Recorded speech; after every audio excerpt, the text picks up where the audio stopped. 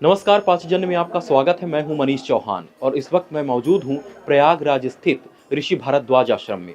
ये वही आश्रम है जहां वनवास काल के दौरान प्रभु श्री राम, माता सीता और लक्ष्मण जी 3 दिन तक यहाँ रुके थे।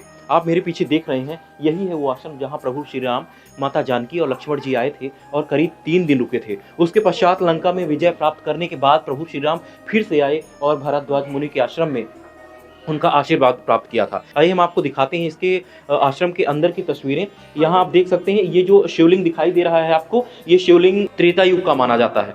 बताते हैं कि प्रभु श्री राम के द्वारा ये शिवलिंग स्थापित किया गया था और यहाँ पर आप देख सकते हैं कि ऋषि भारद्वाज की भी प्रतिमा स्थापित की गई है।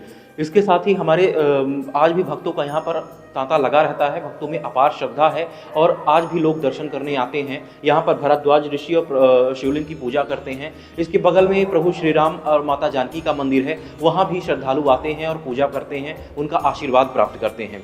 हमारे साथ इस आश्रम के पुजारी जी हैं, उनसे हम जानेंगे इस स्थल के बारे में और यहाँ के बारे में वो हमें विस्तार से जानकारी देंगे कि प्रभु श्री राम जब आए थे, महर्षि भारद्वाज ने उन्हें किस दिशा की ओर जाने के लिए कहा और क्या क्या उन्हें उपदेश दिया, क्या जानकारी दी।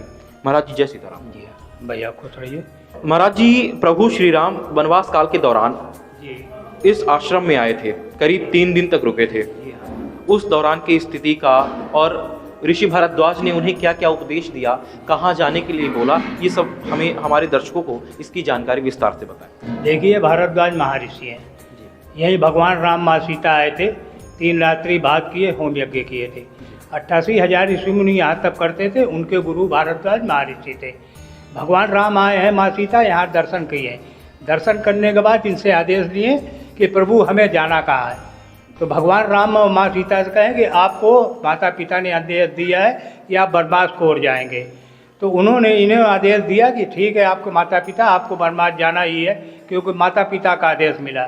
तो ये कहें पहले जाइए आप चित्रकूट। चित्रकूट वहाँ पे जाइएगा तो तुलसीदास जी का तिलक लगाइए पहले, तब उनसे तिलक लगवा के उनका दर्शन करने के बाद आप प्राप्ति जो है वनवास को ओर जाइए। तब वो गए हैं वनवास। वनवास जाने के बाद उन्होंने रावण हत्या वध किया। रावण वध करने के बाद फिर प्रभु यहाँ पे आए हैं।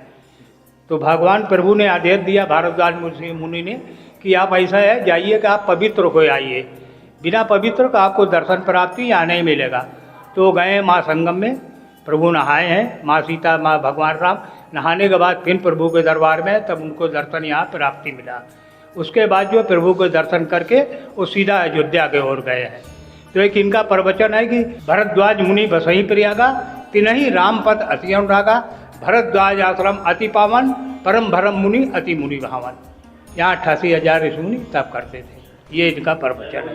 त्रेता युग में यहाँ पर पास में, जहाँ अभी पूरी बस्ती हो गई है, यहाँ गंगा भी बहती थी बिल्कुल बगल में। हाँ, ये पूर्व में जो आप सड़क देख रहे हैं, रोड पार्ट, वो गंगा का पार्ट था और जो पार्क था वो संगम था। पूर्व में जमुना जी का पार्ट वो पीछे से था, तब यहाँ पे संगम मिलाप होता था पूर्व में। जी जी। और इसके महाराज जी, हमारे सामने एक ये जो शिवलिंग है, आपने बताया कि महर्षि भारद्वाज के स्वरूप हैं, तो इनकी स्थापना भी प्रभु श्री राम के द्वारा की गई थी और ये शिवलिंग त्रेता युग का ही है। ऐसा है, भारद्वाज मुनि जब तपस्या किए थे यहाँ 88,000 ऋषि मुनि के साथ बैठकर, तो वो शिव स्वरूप में हो गए थे, शिवलिंग हो गए थे। शिव स्वरूप मतलब उनका हुआ।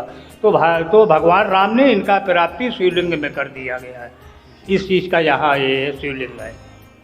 मतलब मैं अपने दर्शकों को दिखाना चाहूँगा, ये जो शिवलिंग है आप देख रहे हैं, ये शिवलिंग आज का नहीं बल्कि ये त्रेता युग का शिवलिंग है। नहीं, ये तो सतयुग के समय का है। अच्छा, ये महाराज जी का कहना है त्रेता युग का नहीं बल्कि ये सतयुग के समय का है, त्रेता युग का नहीं है। क्योंकि प्रभु राम तो त्रेता युग में आए थे ना महाराज जी। आए थे शिवलिंग में, शिव का है ना। अच्छा। ये समय शिव का था, सतयुग के समय शिव का समय था, त्रेता युग में तो भगवान राम आए ही है। तो इनकी स्थापना कैसी हुई? सतयुग में आपने कहा कि प्रभु श्री राम ने इस शिवलिंग की स्थापना। भारद्वाज महर्षि वो तो सतयुग के समय थे ना, ऋषि मुनि। जी जी। वो त्रेता में तो थे नहीं, वो तो सतयुग के समय थे। जी। तो त्रेता युग में कौन से शिवलिंग की प्रभु श्री राम ने स्थापना? राम ने स्थापना इसी लिंग की थी। अच्छा, इसी शिवलिंग। जी हाँ, जी हाँ। तपस्या के रूप में जब इन्होंने तपस्या किया तो शिव स्वरूप हो गए भारद्वाज महर्षि। तब भगवान ने राम ने इनको श्री स्वरूप में स्थापना कर दिया। जी। जी आज भी श्रद्धालु प्रभु श्री राम के भक्त इस मंदिर में आते हैं उनका आशीर्वाद प्राप्त करने। जी हाँ, आते हैं, बहुत आते हैं प्रभु राम। जी। सावन का महीना में आते हैं, अभी मेला चालू हो जाएगा वहाँ का मेला, उसमें भी आते हैं श्रद्धालु इनका दर्शन करने ही प्रयागराज में जो भी आते हैं। ऐसे कोई विशेष मान्यता है इस मंदिर की जिसमें कि मन्नतें पूरी होती होंगी, ऐसे कुछ है यहाँ पर?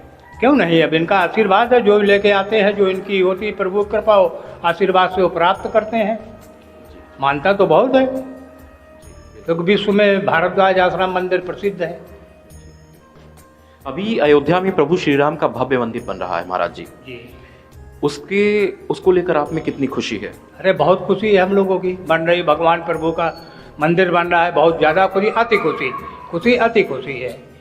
तो ये तस्वीरें जो आपने देखी ये भारद्वाज आश्रम की थी, आपको मैंने दिखाया ऋषि भारद्वाज की प्रतिमाएं यहाँ स्थापित है और यही वो जगह है जहाँ प्रभु राम, माता जानकी और लक्ष्मण जी अपने वनवास काल के दौरान यहाँ आए थे। वनवास पूरा करने के पश्चात प्रभु राम फिर से यहाँ पर आए, उसके बाद अयोध्या गए थे। कैमरामैन मुकेश सिंह के साथ मैं मनीष चौहान,